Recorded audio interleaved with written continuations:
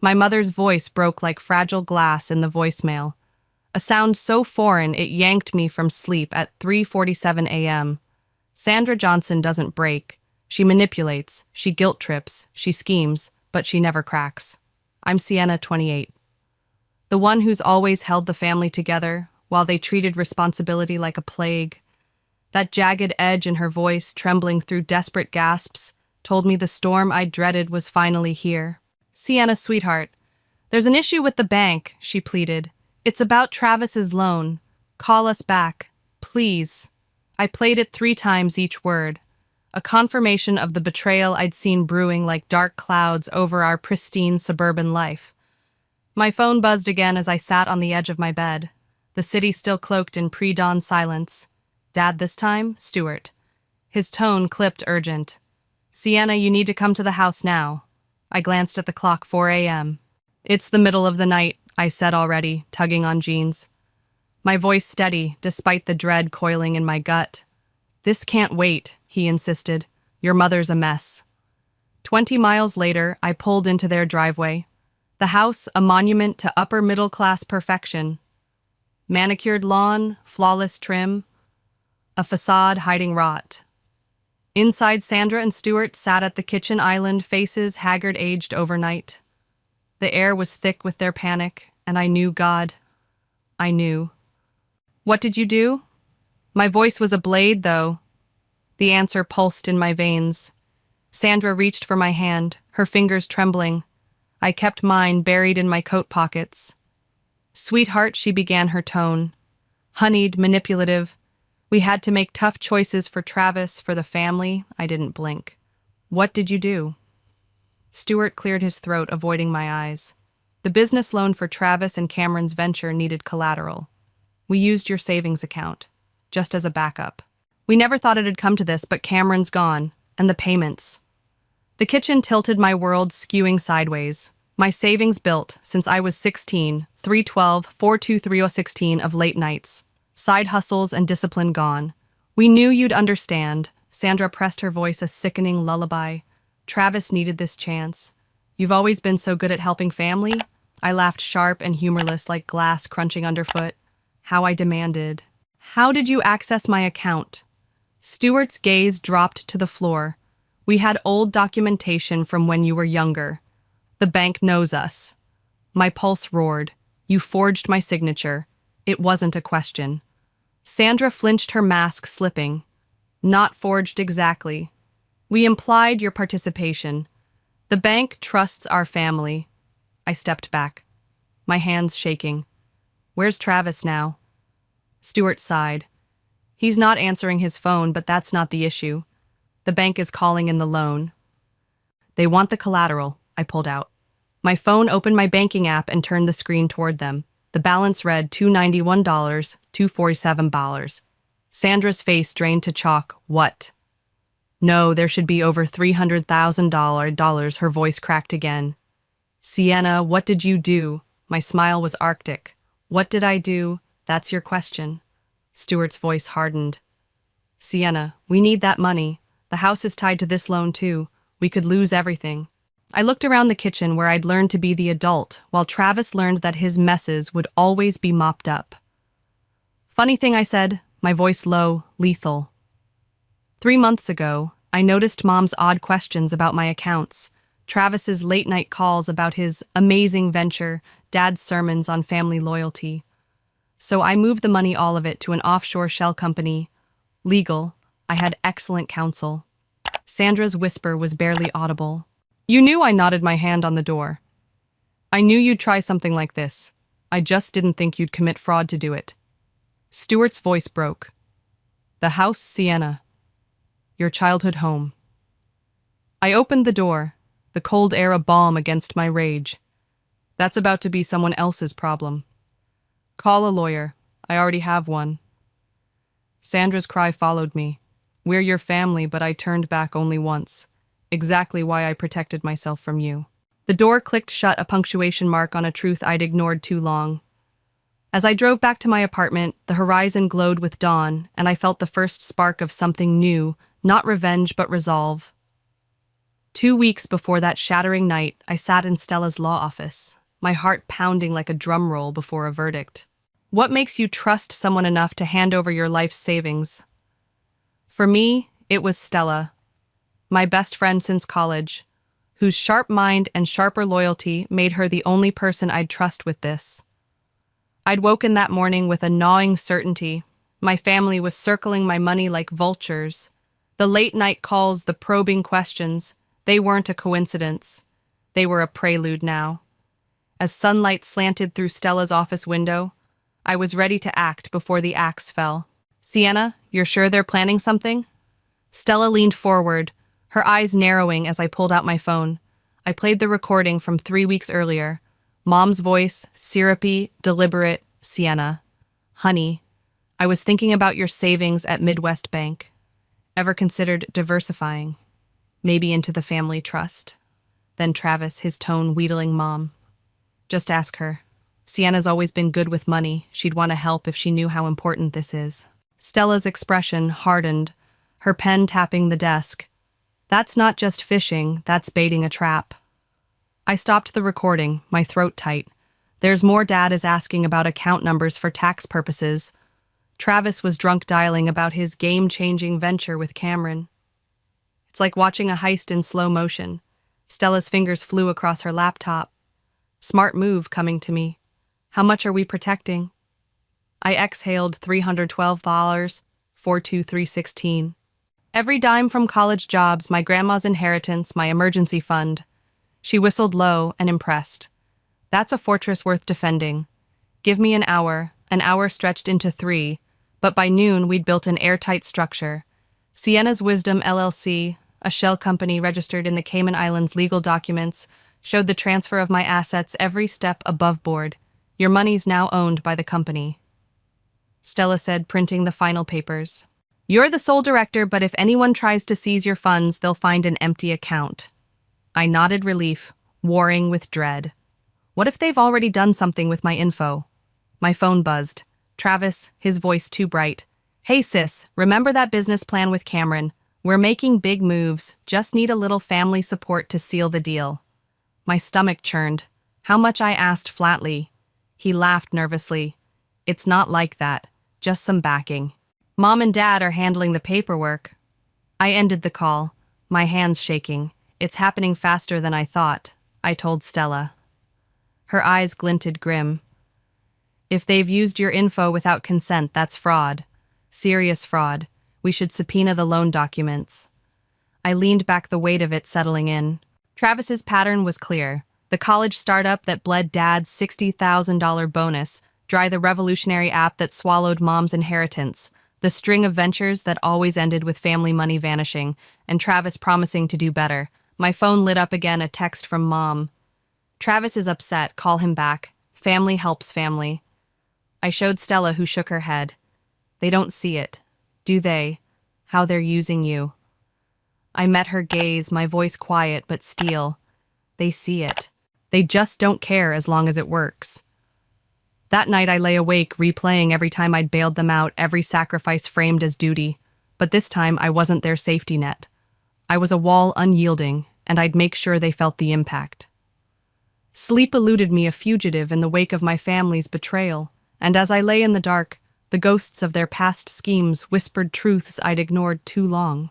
The city outside my apartment hummed faintly, but inside my mind churned with memories of Travis's failures, each one a wound dressed up as a family project.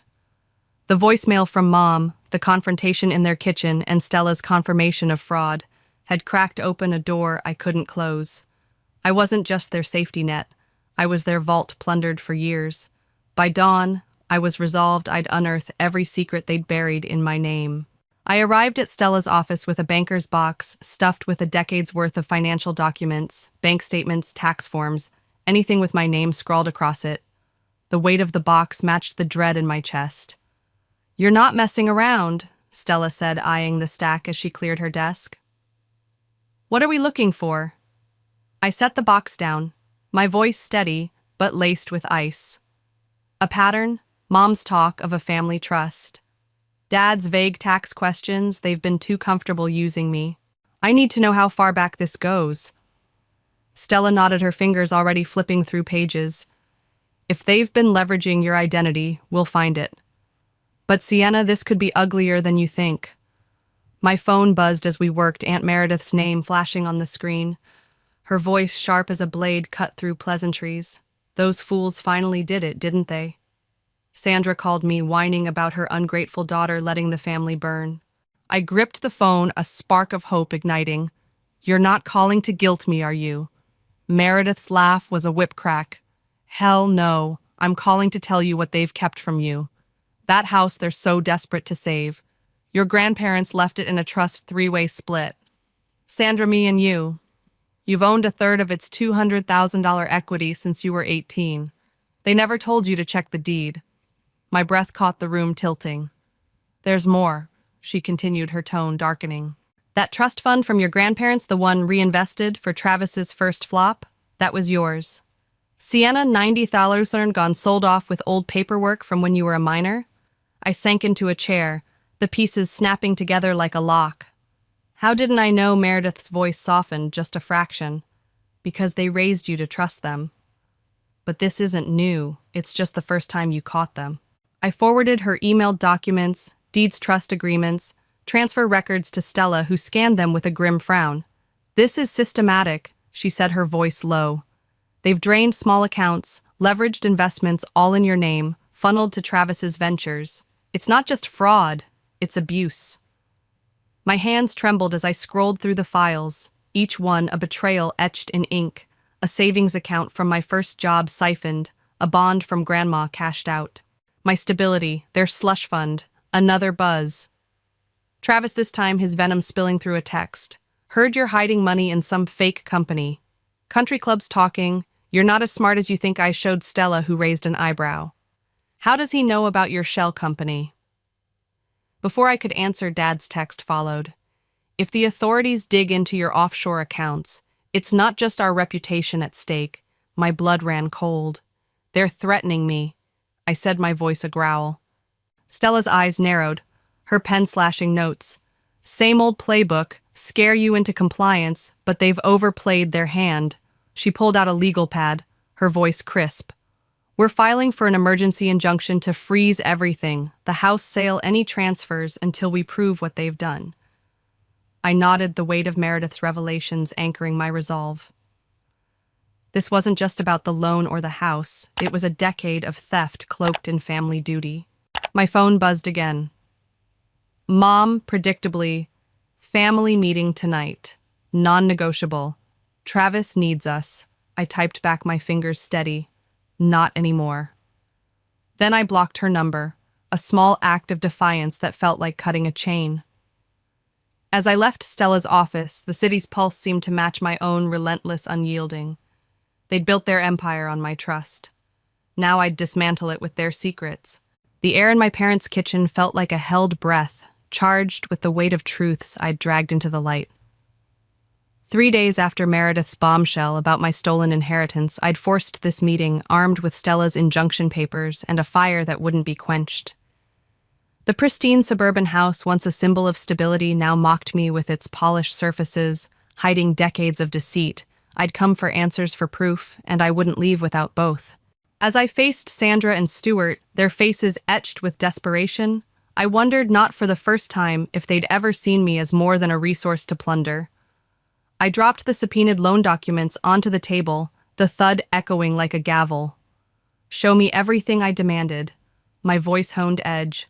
Sandra's hands shook as she spread the papers, her attempt at a smile brittle. It's all standard Sienna routine paperwork for Travis's business loan. I jabbed a finger at page 3, where my signature sprawled in unfamiliar loops. That's not my handwriting. Her eyes flickered. Well, no. But I cut her off, pulling out a bank statement dated 2 months ago, listing my account as collateral. This says my 312-42316 backed the loan. Funny, since I moved that money 3 months ago. Stuart turned from the window, his face gray. We had to act fast. Travis and Cameron had a once-in-a-lifetime deal. Where's Cameron now? I pressed, leaning forward. Silence swallowed the room. Sandra fussed with the papers, avoiding my gaze. We can't reach him. Stewart admitted, his voice hollow. His phone's disconnected. His apartment's empty. Travis thinks he's in Singapore. I laughed, the sound sharp, devoid of warmth. So your Golden Boy's partner vanishes with the cash and you plan to forge my documents to cover it. Sandra's voice rose, defensive. We didn't forge. We acted in the family's best interest. I slammed my hand on the table, scattering the papers. Stop lying, I have the originals. You copied my signature from my old college applications. You faked bank statements. That's fraud. Stewart's shoulders sagged. Sienna, the house is tied to this loan too. We thought Travis's venture would. I cut him off. My voice low, venomous. Succeed. Like his tech startup that cost you $60,000, or the app that ate Mom's inheritance. How many times have you bet on him and lost? A car door slammed outside. Through the window I saw Travis stumbling up the driveway, his steps unsteady, reeking of whiskey, despite the morning hour. Perfect timing, I muttered as he burst in, eyes wild. Did you tell her he slurred, swaying about the foreclosure notice? My head snapped up. Sandra shot him a glare, but he was too far gone. 10 days, Sienna Bank's taking the house, unless you help. I stood gathering the documents, my voice arctic. Unless I bail you out. Again. Travis lurched forward. You've got the money. Little Miss Perfect hoarding it while we lose everything. Stewart's voice cracked like a whip. Travis, sit down before you fall. I headed for the door papers, clutched tight. The house goes into foreclosure in 10 days. My money's locked away in a corporation you can't touch. This time, there's no safety net. Sandra reached for me, her voice pleading, Sienna. We can fix this as a family. I shook her off. You broke this family when you stole from me. Call a lawyer, Travis. They'll come for you next. Hours later at Stella's office. Marcus, our forensic accountant, laid out a chilling timeline on his laptop. It's methodical, he said, pointing to a chart. 17 documents with forged variations of your signature loans, transfers, even a car loan with hidden liens. My stomach twisted as he highlighted a transfer from 12 years ago. My college fund rerouted to Travis's first failed venture. That's why my tuition check bounced. I whispered, the memory stinging. I took out loans while he burned my money. Marcus nodded, his voice grave. It started there, and never stopped. My phone buzzed. Quincy? My cousin texting Travis at the country club, mouthing off about your fake company. Mom's crying in the ladies' room. I muttered, let them cry. Marcus raised an eyebrow. Social pressures ramping up. You ready? Before I could answer, my apartment buzzer rang. Travis's slurred voice crackled through the intercom. Sienna, open up. You're killing Mom. Dad's firm is sidelining him. All because you won't help. Marcus started recording. I pressed the intercom, my voice clear. You forged my documents, Travis. That's fraud, he shouted. It was creative financing. Your fake companies know better. Marcus's eyes sharpened. What fake company, Travis? I leaned in. The one Dad's bank friend told you about. That's a privacy breach. Keep talking. Travis's voice grew frantic. Just talk to me. We always fix things. I cut him off. There's nothing to fix. Tell the club. How you knew I'd stop enabling you, so you stole instead. A thud, his fist against the door, then curses as he stumbled away. Marcus stopped recording, his voice calm. He just admitted premeditated fraud and implicated your father. That's gold. I exhaled, the evidence piling like bricks in a wall. They'd underestimated me, but I was building a case they couldn't escape. The country club's polished veneer shattered like cheap crystal when Mom's screams echoed through its dining room, a spectacle that lit up my phone with gossip by Wednesday afternoon. Travis's drunken confession captured on my phone, and Marcus's recorder had cracked the dam of my family's secrets, and the flood was now unstoppable. After years of being their silent anchor, I stood at the edge of a precipice, ready to let their lies spill into the open. The bank's seizure notice had landed, and with it the unraveling of their carefully curated world. I was done shielding them today. The truth would roar. Meredith's call came as I sipped coffee in Stella's office, her voice taut with urgency. Your brother's dug a deeper hole, Sienna. He took out a private loan, shady types, not bankers, using Stewart's investment portfolio as collateral. One of them showed up at my door looking for him. These are kneecap-breaking people. My pulse quickened, the stakes sharpening. How do you know? I asked. They left a note with my neighbor. Tell Travis we're waiting. He's in over his head. Stella, already typing, glanced at Mark too, looked up. If this involves criminal elements, we need to document everything. I nodded, the weight of Travis's recklessness sinking in. He'd dragged us all into a vortex, and I was the only one with a rope. That evening, Mom's group text summoned us to an emergency family meeting at 7:00 p.m., her words dripping with desperation. Everyone must attend. Stella's warning was firm. Don't go alone. I arrived at the house with her at my side. The living room crowded with tension. Meredith, Quincy, Mom with smeared mascara, Dad a ghost of himself, and Travis, fidgeting, his eyes bloodshot. This is a family meeting, Mom snapped, glaring at Stella. She stays, I said, sitting, my voice unyielding. What's this about? Dad's voice was hoarse. We need to fix this. The bank, the investors, they're not reasonable. Meredith scoffed. Reasonable? You committed fraud. Stuart. Against your daughter. Mom's voice broke shrill. We did it for Travis, for our name. I pulled out my phone, hitting record. Tell me, Travis. I said, my tone ablade. What was I supposed to do? He paced unsteady. Mom and Dad said you'd do what's right. They knew you'd cover it. That's why they used your accounts. Mom's face blanched. Travis, stop. But he was a runaway train. They've done it for years. Sienna, since my first business. Stella's pen scratched furiously. I pressed harder. So they planned to steal my money, he shouted. Of course, they said you'd never let us down. Meredith, recording too, grinned. Let's hear more about this creative financing. Quincy, silent until now, checked his phone, his voice casual. Did I just share that recording to the country club's group chat? Oops, looks like reporters are in there too. The room froze. Mom whispered, the what? Quincy shrugged, unapologetic. Can't delete it, already downloaded. The notifications erupted, news alerts, social media tags, local business pages screaming, prominent families, financial fraud, exposed. Dad's voice was desperate.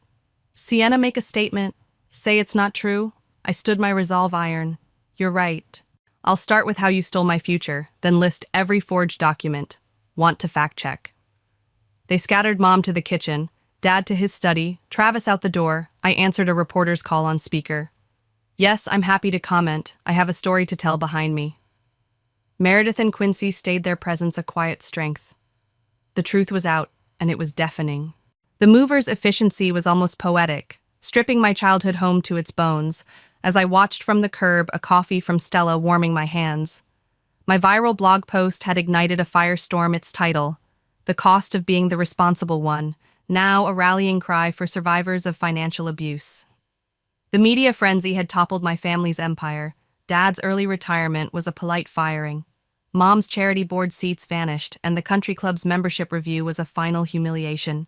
I needed to see this end to feel the closure of a life I'd outgrown.